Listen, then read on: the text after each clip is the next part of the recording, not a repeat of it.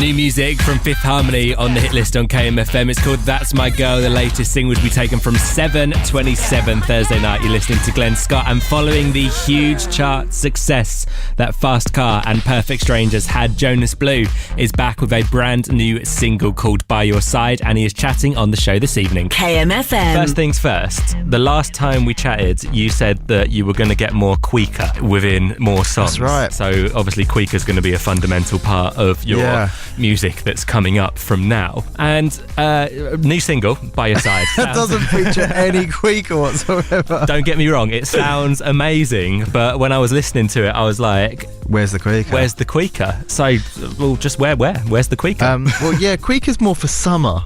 Obviously, it would have worked perfect in Perfect Strangers, but maybe next summer I'll do a Cuica track. So the next time that we chat, it will be definitely. It's not a very kind of autumnal sound. It's more of a it's summery. Okay, so there's not going to be an excuse the next time we chat with a summer song. No, it's definitely next time we do this interview in the summer, it has to be done. The Cuica is coming. The Cuica song. Yeah. That's a good name for an album, actually. Oh, yeah.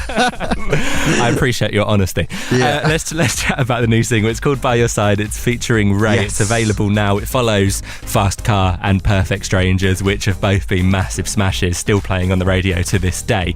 Do you feel the pressure from those first two singles? I kind of tend not to think about it too much, if I'm honest. Until someone mentions it. Until someone mentions it, you've really ruined my life now. No, I just try not to think about it too much. I really come from a real songwriters and producers background, so I try not to think of like, previous singles have been so successful, what do I do? I just carry on just making music and just pray to God every night that people will like it. But it's just it's that evolution of the sound again, and trying something new. So I just try to keep making music and not think about it too much. Well, tell me about how the new single came about then, how it came to life. The idea was that we wanted to create this idea of a very wild, carefree love whilst you're at a festival with someone you love by your side, and that's how it initially started, and it just opened up into this whole big thing about how you could be really passionate about this person that's stuck by you or by your side and really means something to you. So it kind of worked for most things, and I think it's a really beautiful story. Yeah, so the base story is about finding love at a festival. Yeah, that's kind of my life at the moment. Yeah, because that's what I was about to say, because it's always a bit, I suppose it depends on the type of festival, but I always find that if you're at Glastonbury, where you've been there since Wednesday, if you meet somebody on the Sunday, there's always that risk that you might smell a little bit, but then I suppose the only way is up from there. It depends what kind of camp you do. I suppose for you now, it's not a case of being in the little grim tents where everyone smells. You're up there on the stage where you kind of have to shower because you're on TV, people are watching you. Do you know what? I've still not done it yet. I'd love to do it. What, a festival? No, as in Glasgow. Oh yeah, you need to, because I suppose tickets were on sale the other week. Have you been approached? No, I haven't. Okay, I was like, that was I think it's more something for next year. So you haven't played Glastonbury yet? I haven't played there yet. Obviously, the tickets that come out now are for next year, but I mean, like the year after, that'd be my slot. So let's see. I'd rather go there first, actually. Yeah, I suppose you've got to experience it first and then do it, and then you'll realise just how much it is nicer to do glamping and get in those nice little teepees. Yeah. KMFM. Jonas Blue is chatting on KMFM this evening. We will play his new single next, but first let's get Perfect Strangers on. Jonas Blue and JP Cooper, Perfect Strangers on KMFM. You're on the hit list. If you want to shout out this evening, get us on Snapchat just like Tom has over at KMFM Official. And Jonas Blue has got another huge single out. This time he's enlisted the help of Ray. The track is called By Your Side. We'll play it in about 5 minutes, but first let's get Jonas Blue back on the show. KMFM. Since we last spoke, you've also been nominated for an MTV EMA, which is mad in itself. It is mad, isn't it? Like, how does that feel? It feels crazy. The two singles have happened in less than a year, and all this success is just, it's crazy. It really is. I was that guy who was just tucked away in a studio just making music, and now the world is hearing what I'm doing and seeing me perform as an artist, and being nominated for something like this is such an achievement. I'm just so happy. What date are the EMAs? I can't actually make it, which is really bad. I'm actually Yeah, it's really bad. It's like, yeah, this is your first MTV nomination and you can't actually make it. Yeah, I can't make it because I've obviously, where I'm a touring DJ, I've just have so many gigs that are booked so far in advance. So yeah, I've actually got a gig on that day. So I suppose you can't really call in sick either because it's going to be televised. Yeah, once you confirm you're in. But yeah, maybe I could get a flight back. Yeah, just quick enough. Quick enough. Try and figure it out. What's the most showbiz thing that's happened to you in your career so far then? Because the MTV EMA thing is pretty, like, you must have met some massive people. I've met a few.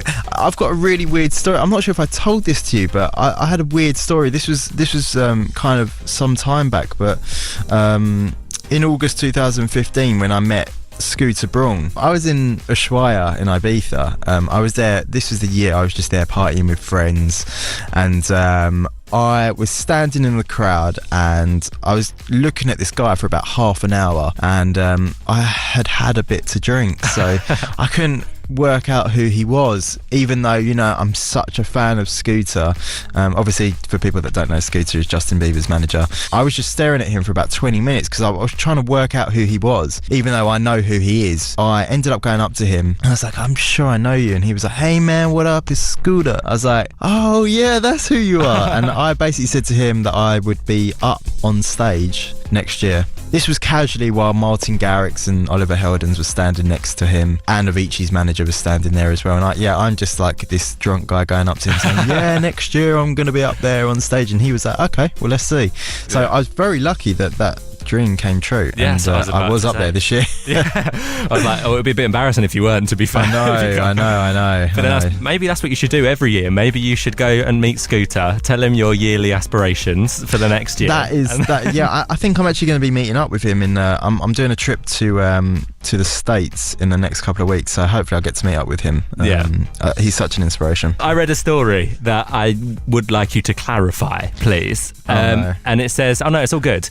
Okay. I read that you used to DJ at a bar that Sam Smith used to pull pints at.